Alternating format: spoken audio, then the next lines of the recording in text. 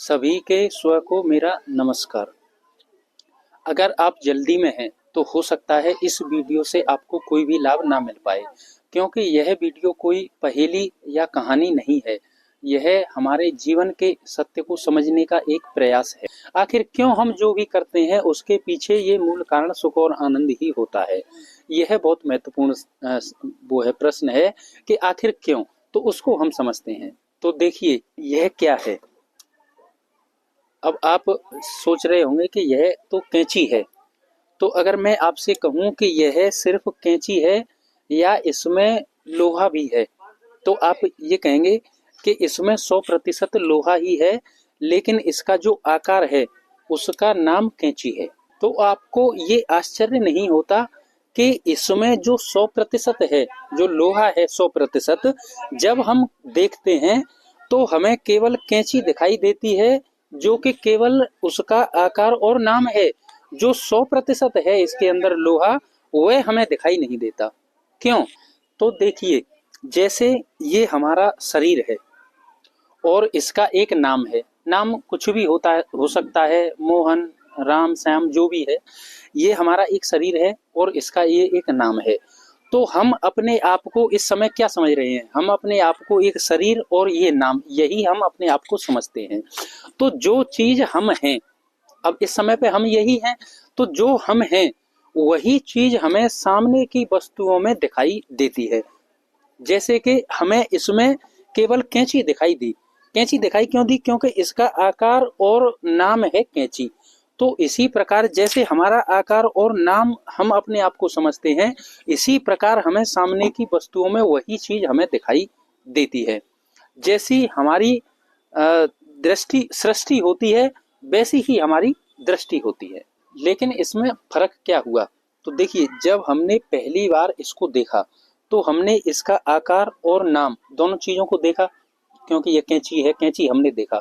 लेकिन बाद में इसका जो मूल तत्व है लोहा, वह हमने कैसे देखा? क्योंकि हमने बाद में बोध को जब हम बीच में लेकर आए, तो हमने जब बोध से देखा तब हमें इसका जो मूल तत्व है लोहा, वह हमें दिखाई दिया। लेकिन मैं अगर आपसे यह कहूं कि इसके अंदर जो 100% लोहा है, जब हमने पहली बार इसको देखा था, कैंची दिखी थी हमें, क्या तब इसमें लोहा नहीं था? या अब जब हम इसे देख रहे हैं तो अब इसमें लोहा नहीं है? या जब ये कैंची नहीं रहेगी तब इसमें लोहा नहीं होगा? इसमें जब हमने देखा था, कैंची दिखी थी, तब भी इसमें 100% लोहा ही था। अभी भी इसमें 100% लोहा ही है। और जब ये कैंची नहीं भी रहेगी तभी भी इसमें 100% लोहा ही होगा। तो यही हमारे शरीर और नाम के बारे में है, यही हमारे बारे में है कि जो ये जब ये शरीर और नाम नहीं था तब भी मैं वही था, और आज ये नाम और शरीर है तब भी मैं 100% वही हूँ। और जब यह नाम और शरीर नहीं रहेगा तब भी मैं 100% वही रहूंगा। इसमें कोई भी इस नाम और रूप से अंतर नहीं है। लेकिन हर समय मैं वही हूँ, तो इसका मुझे अनुभव क्यों नहीं होता? अनुभव के लिए आपको इस अंदर के अंधेरे में बोध रूपी दिया लेकर उतरना पड़ेगा।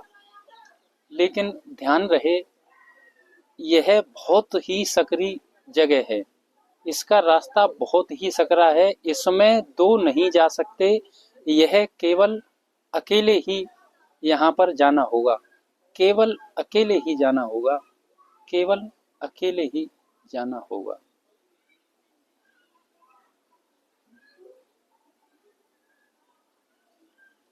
लेकिन कैसे? तो अगर इस सवाल में हम और गहरे जाएंगे तो हमारा जो मूल प्रश्न है आज का, उससे हम भटक जाएंगे। हमारा आज का जो मूल प्रश्न है वह है कि ये पूरी दुनिया क्यों उसी सुख और आनंद के पीछे दौड़ रही है। तो उसको हम समझते हैं। तो जैसा कि हमने अभी ये जाना कि यह कैंची है और इसका मूल तत्व लोहा है।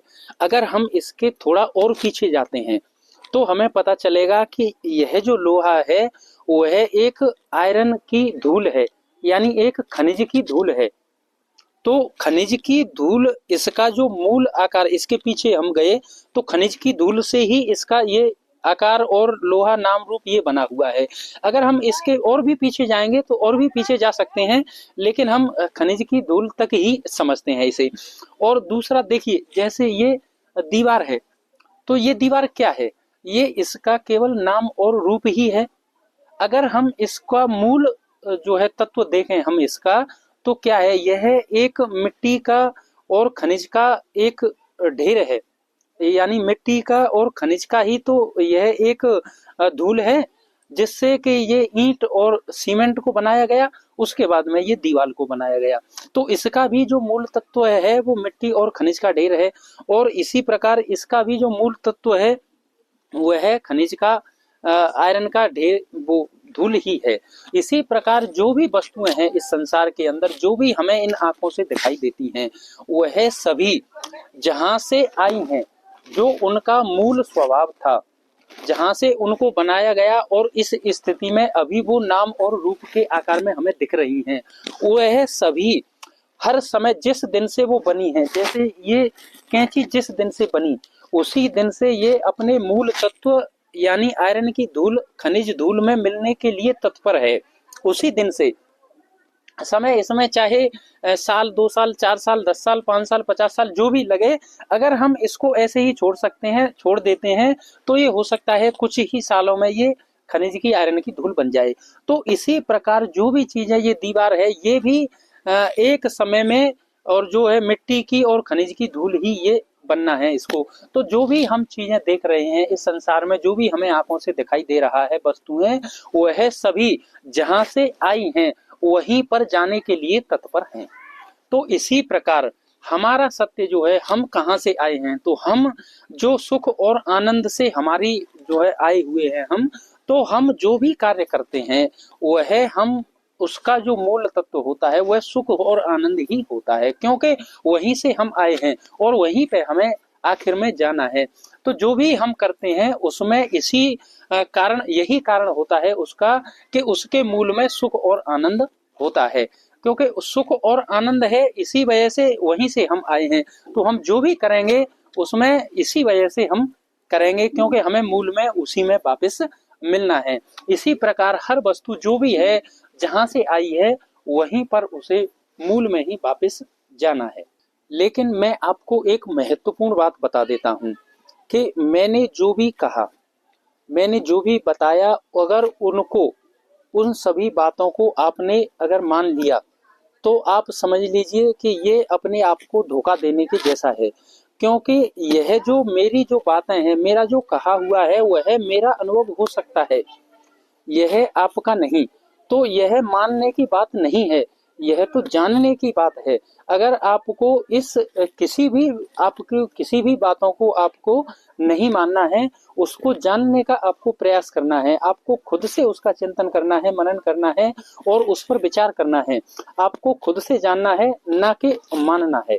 किसी को भी मान लेना सत्य नहीं है।